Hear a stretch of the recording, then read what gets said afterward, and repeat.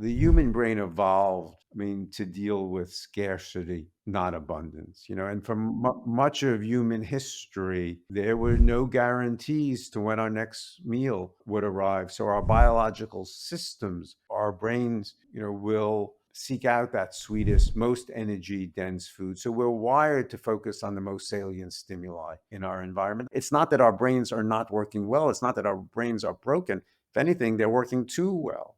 What's the biggest medical and public health failing of our lifetime? Well, I'm joined by Dr. David Kessler, who's pretty clear that it is visceral fat, visceral adiposity, and the metabolic dysfunction and obesity that goes along with it, and the just myriad of health complications related to it. But what can we do about it, and why are we here in the first place?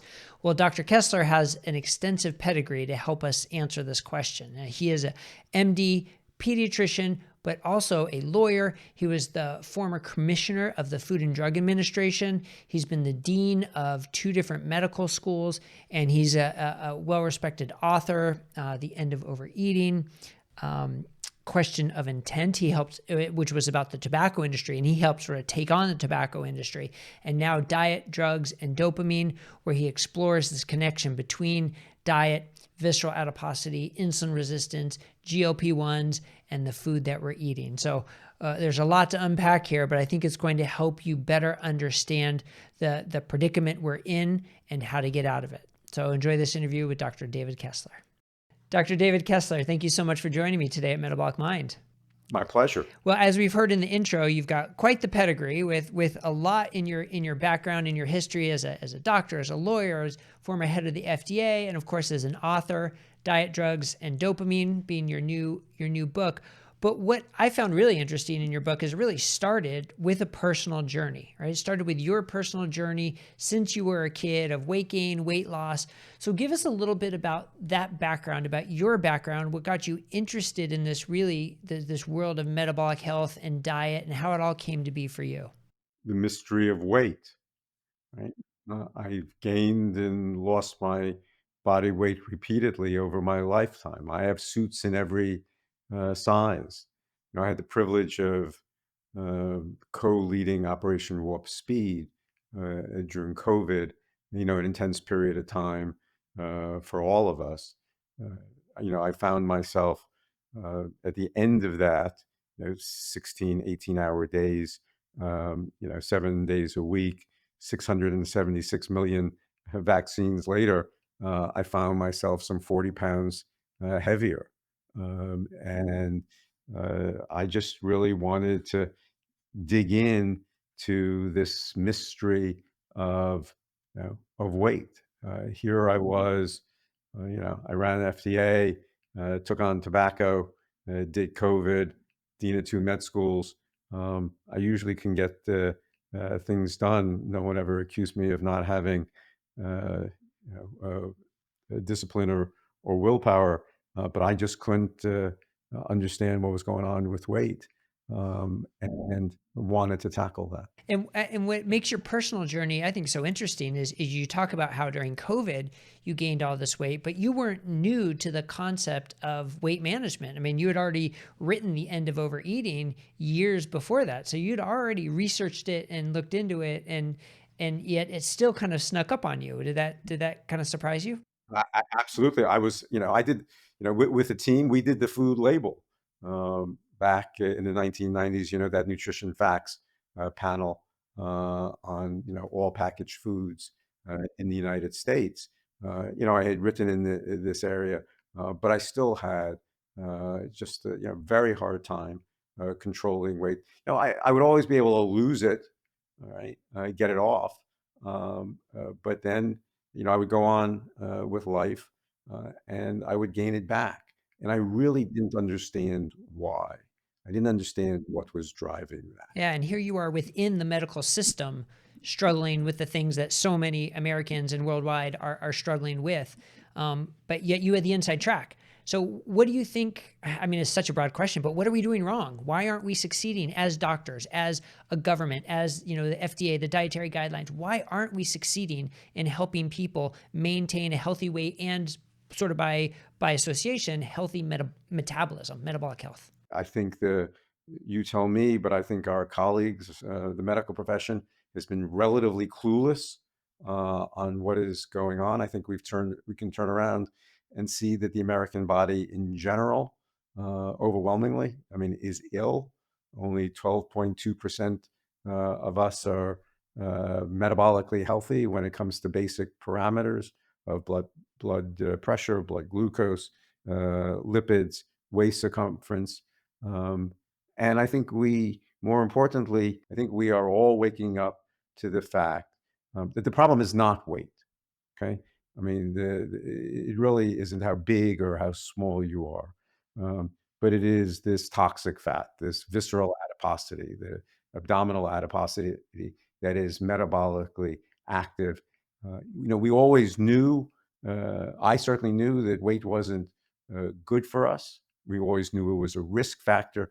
But what we didn't understand was that it was causative. It was in the causal chain of many cardiac, renal, metabolic diseases, diabetes, certain forms of cancer, potentially dementia, that this visceral adiposity really was at the center of many of those diseases.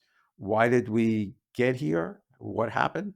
I think that the way I look at it, these ultra-formulated foods that consume much of our diet, these ultra-formulated foods trigger the addictive circuits.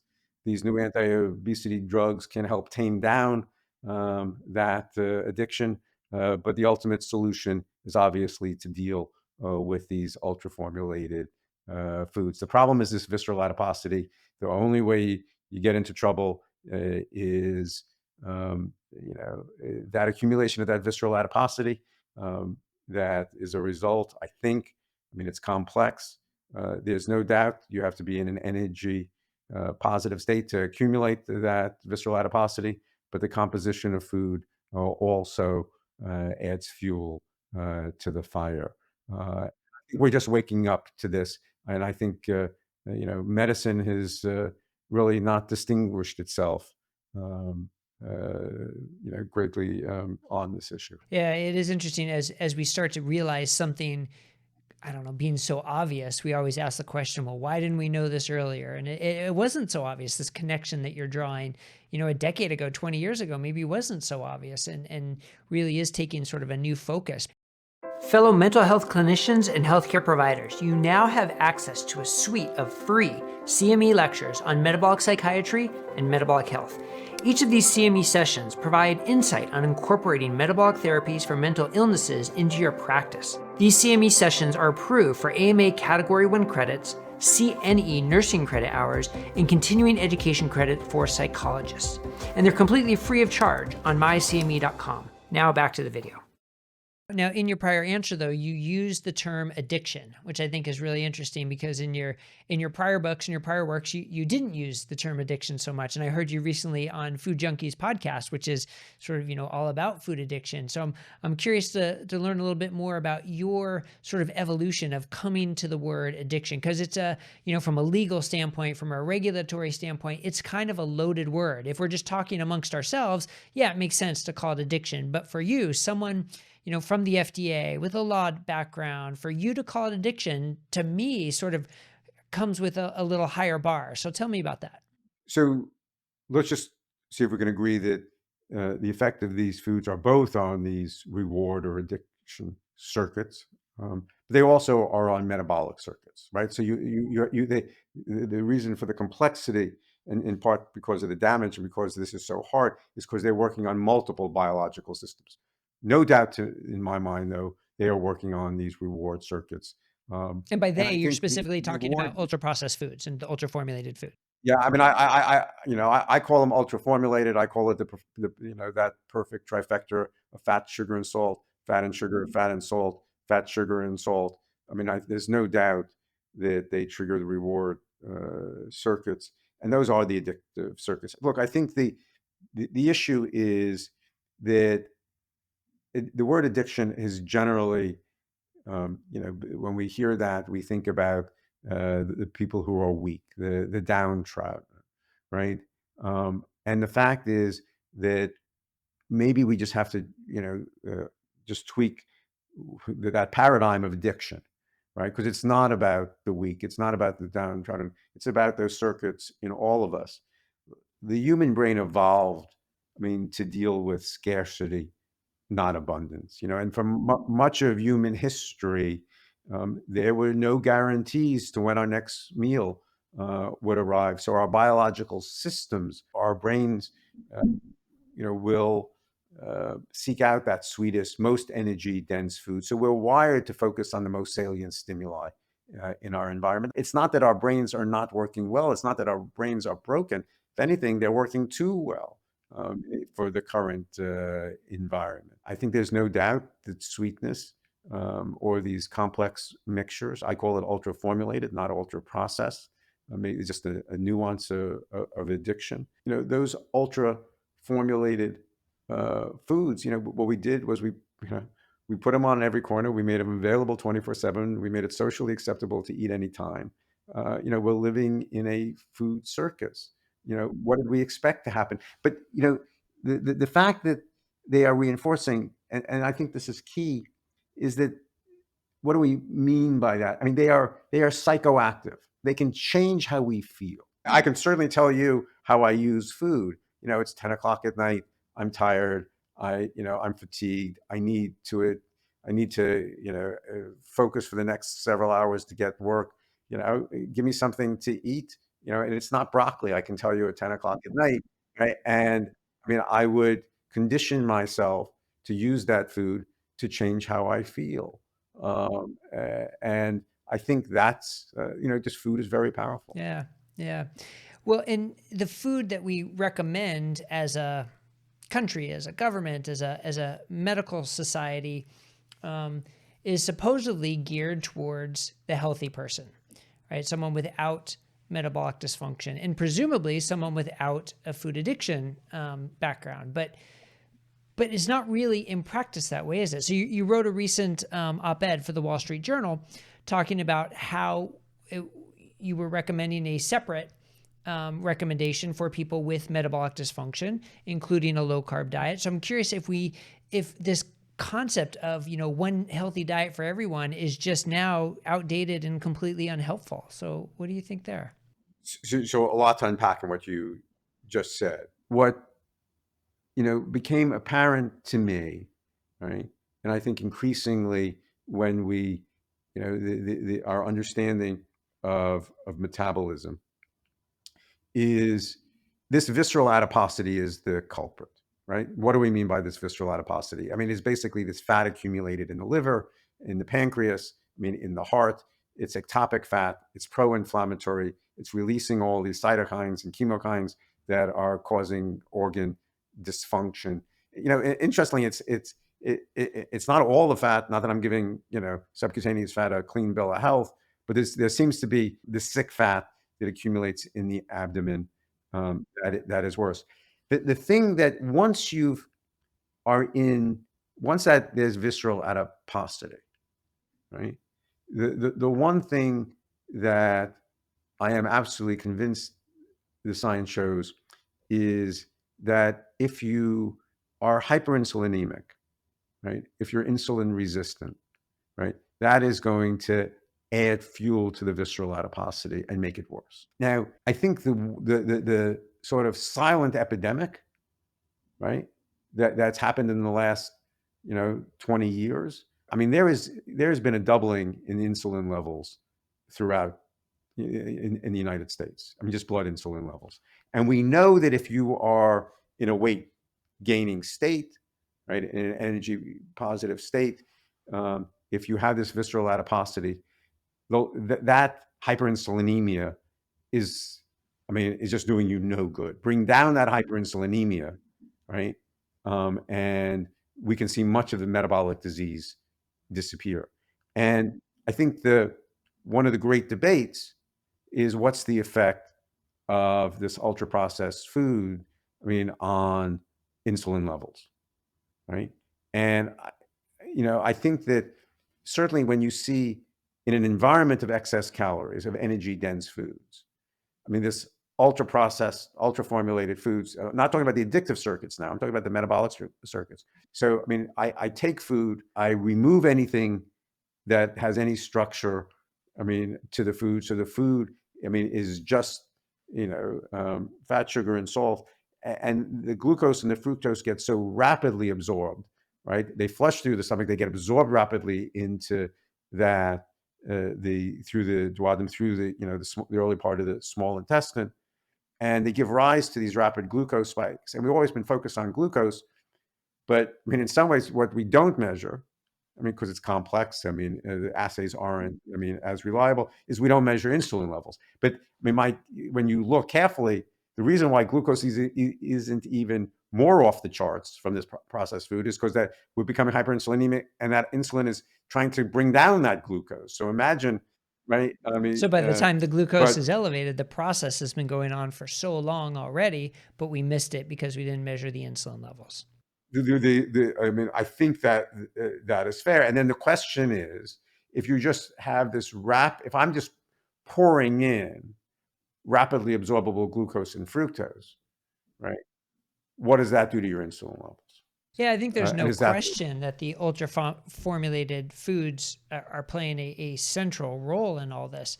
I guess one of the questions I have though is it going to be enough to try to limit it? And one, how do we limit it, right? There are all these different permutations on that. But the question of is it going to be enough? And so that's what really got my attention with the Wall Street Journal editorial you wrote about dietary guidelines, including a low carb diet. And you've been in the FDA, you know the inner workings of government and health and how they interact. And do you think there's any viable way to get a low carb diet in the dietary guidelines directed towards people who are metabolically unhealthy with visceral fat with hyperinsulinemia? one couple of distinctions, couple of nuances, right? You're using the word low carb. Give me a little room here in the editorial, in the op-ed piece. I use the word lower carb, Lower carb. right? Okay. Lower carb. I mean, the reason why, look, I mean, nutrition is probably the least studied field for the amount of that, effect on health that we could imagine. So there's a lot we don't know about nutrition, but I think it is. I mean, it's humbling that we all respond. There's just such great variability. I'm not sure low carb or ketogenic, or we can choose our terms, is necessary for everybody. I think there's great variability, and I think we have to sort that out. But if you're hyperinsulinemic, I mean, and you have visceral adiposity, I mean, then I'm with you. I mean, then low carb, I mean, is I think can be have enormous health benefits, right? I mean, cutting that out for somebody who's not in that state, right? Um, I think that certain. I mean, the same parameters don't apply. Someone who has a seizure disorder, right? If I want to achieve a ketogenic diet because I want to quiet down certain neural oscillations, right? So I think, tell me what we need to treat, and what we need to get right. But I think we're at a point where half the country is hyperinsulinemic, right? And I think that we have to recognize that these ultra formulated, ultra processed, energy dense, highly rapidly absorbed, high glycemic, foods are just adding real toxicity, real poison to the system. And we just got to wake up to that No, fact. absolutely right. And like you made reference to, if you're treating a seizure disorder, if you're trying to treat bipolar disorder, schizophrenia, we're seeing the effects of a ketogenic diet. But that's very different than saying we have a countrywide, a global population crisis of metabolic health, and how do we best intervene to reverse that? And it seems like the medical answer is GLP-1 medications, but from a dietary, lifestyle, nutrition perspective, I'd like to think we can still have a significant impact. And sorry, go ahead. Looks like go ahead. You want to say something? No, no, no, I interrupted you. I apologize. I just bristled when you said GLP-1s is the medical answer. I mean, I think that the right medical answer, right, is to bring to bear those tools that are effective, of which GLP-1s can be one tool, right? But I think the medical answer I mean, it has to include that full toolbox of nutrition therapy, physical activity, behavioral therapy, and pharmacology, Right, and like right? you said a medicine alone is not good medical care, and it's critical to also provide nutrition guidance. But the question is, Absolutely. I mean, look, we're in a, you know, what's the great public health success, I mean, of our I lifetime? mean, I guess there could be a bunch, but are you talking about tobacco? I mean, it's about right. What's the great public health failure of our lifetime? Metabolic health and food. I mean, and obese. I mean, visceral adiposity, right? I mean, all these diseases. I mean, the all these chronic um, diseases. I mean, you know, no doubt, if you were a, um, you know, if you came down from another planet and you see one industry making billions of dollars making us sick and another industry making billions of dollars, similar profits to reverse what the former industry does, you would say, something's wrong with that picture. Fix the underlying uh, problem. But I mean, this is at the core. I mean, I think I mean this is at the core of medicine. My hat's off. There are a lot of people who deserve a lot of credit. They've been, on the periphery, right? Steering back to the dietary guidelines, there was another part of the book that really stuck out to me, where you said um, the dietary guidelines sort of declare certain foods as healthy, and it doesn't explicitly say it, but it provides sort of the aura of you can eat as much of these quote unquote healthy foods as you want. And since those, by definition, are high carb foods, the way the dietary guidelines is set up, it's provided an environment for us to eat lots of carbohydrates.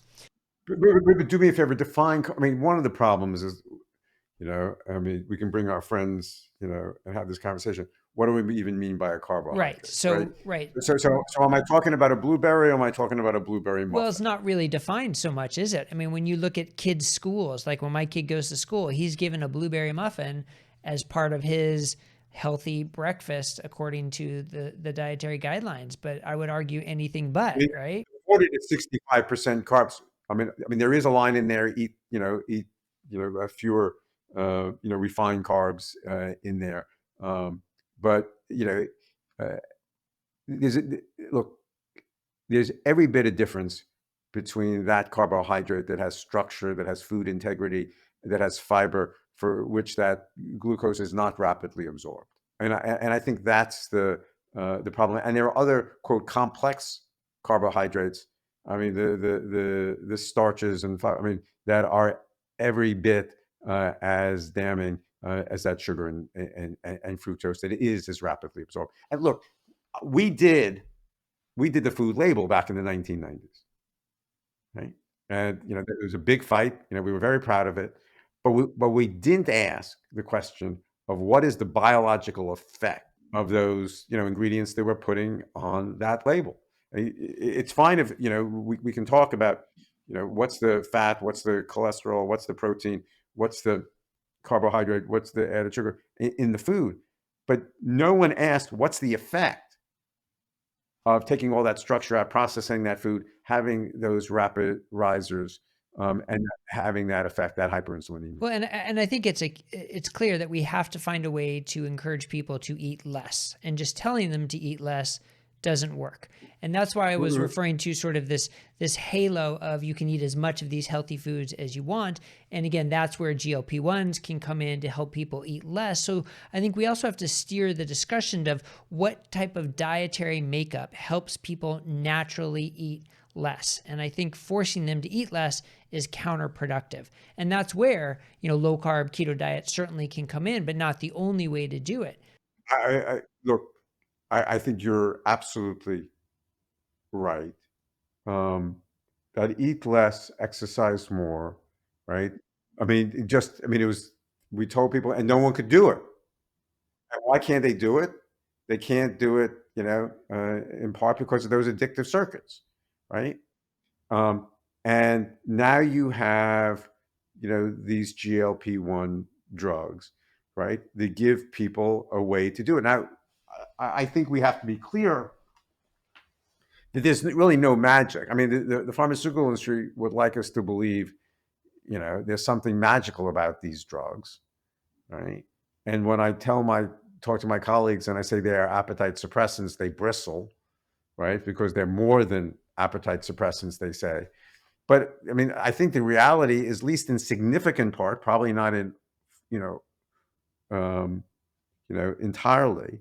I mean, I think we're coming to understand that they work by delayed gastric emptying.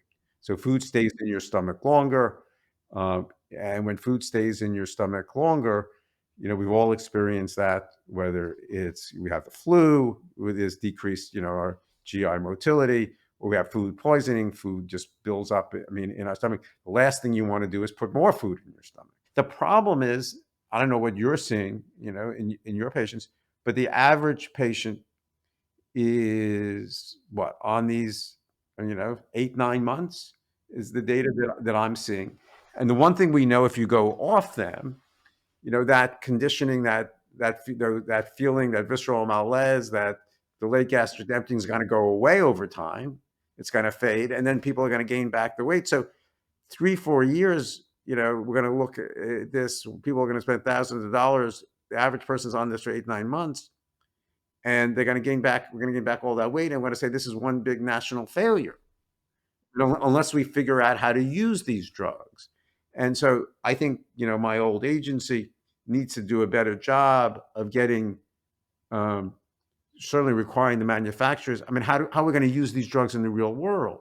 I mean, can I go back on? Can I go off them? I can go back on them. Is that So safe? once the What dose? FDA approves the drug, I mean, do they have any role in saying how they're used, or they're just approved? No, there's post-marketing.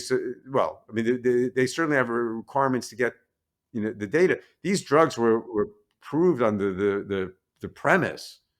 I mean, the people would stay on them for Right, life. which they're not Now, doing. well, I mean, maybe if some Some. people will do that, Correct, correct. and I'm not sure, what percentage we'll see, but that's not been the case.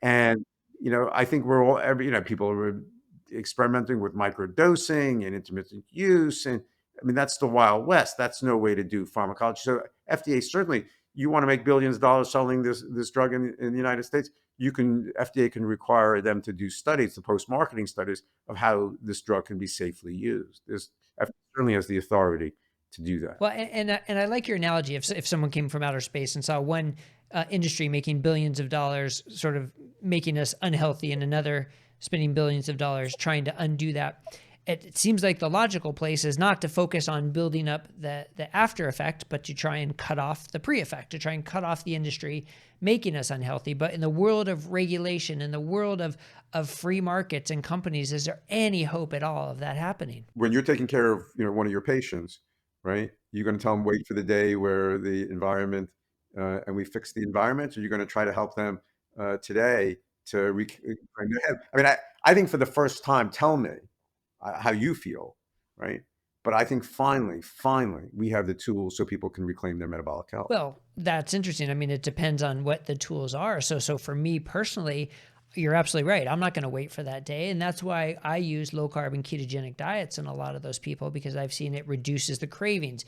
It addresses the addiction. It takes away the potential for those ultra processed foods. But that certainly hasn't reached mainstream in that form in medicine. So what tools are you referring to when you say we have the tools? No, no, well, I'm talking the same tool. You and I have the same tools, right? So we have nutrition therapy, of which there can be, diet, the ketogenic diets, low carb diets, right? So that can take away food noise for some people. Fair. And we also have some drugs such as, not just the GLP-1s, but the phentermine topiramate combinations. How do those drugs work? What circuits do they work on?